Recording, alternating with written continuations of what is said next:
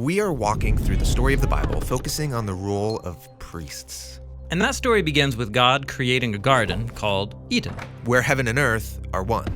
And God places humans in the garden to be his royal image, his priests, so that humans and God can work together as one. And this whole setup is called God's blessing. But tragically, the priestly humans are duped into rebelling against God and then exiled from the garden. But God promises that one day a descendant will come to defeat that evil deceiver and restore humanity as royal priests. And we learn he'll be both a priest and a sacrifice. But as it stands, humanity is outside of Eden, and things have spiraled into chaotic violence. But God chooses from the wreckage a couple, Abraham and Sarah. And God calls them to journey to the land of Canaan, and he promises to give them a huge family and all the blessings of Eden. Now, the blessing isn't just for them. The goal is that God's blessing flows through their family out to all the nations. And so that makes Abraham's family like a priesthood. So is Abraham that royal priest we've been hoping for? Well, no. But Abraham does meet a mysterious figure who reminds us of that promised royal priest. And who is this? Well, Abraham is returning victorious from a risky battle, and he passes by the city of Shalem, and this king comes out to meet him. And we're told that this king is also a priest who serves the same God that Abraham does. Ah, yes, Melchizedek. This man's a mystery. We don't know why he worships Abraham's God. We don't even know his family lineage. Exactly. But here's what happens. Melchizedek brings this great feast out to Abraham and his army, and then he gives God's blessing to Abraham, saying God is the one who gave him this victory over his enemies. Then Abraham gives Melchizedek 1/10 of everything that he has, and that's the story. So, what is it all about? Well, Melchizedek is the king and the priest of Shalem, which is an ancient name short for Jerusalem. Jerusalem, which will later become the capital of Abraham's future family, where the temple is built.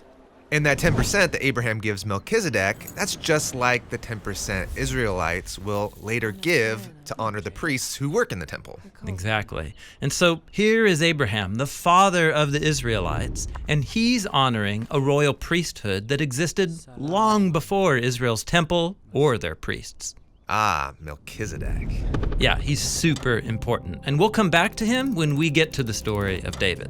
Okay, back to Abraham. We find out that he and Sarah are unable to have kids, and they're really old, so how are they going to have a family? Well, they scheme up their own plan. Sarah forces her Egyptian slave to produce a child with Abraham.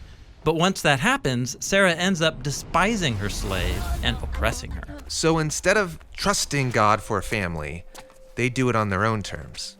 Right.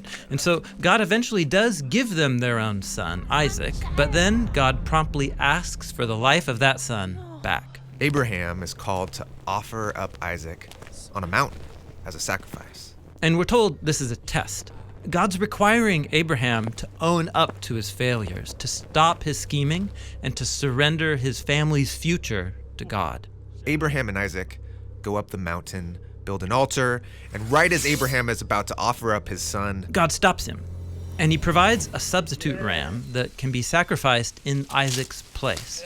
And here, the narrator stops the story and starts speaking to you, the reader, saying, "This is why we today say, on the mountain of Yahweh, it will be provided." the mountain of Yahweh, that's Jerusalem. That's right. And so notice, in both of these stories we've looked at, Abraham is near that high place that will later be called Jerusalem. In the first story, Abraham meets a royal priest, and in the second story, God provides a substitute sacrifice that covers for the sins of Abraham's family.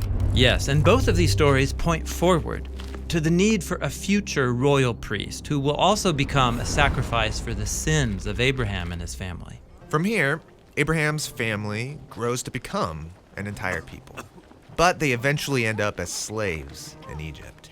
And so, how can a group of slaves produce a royal priest? Exactly. And so that brings us to Moses, whose story we're going to look at next.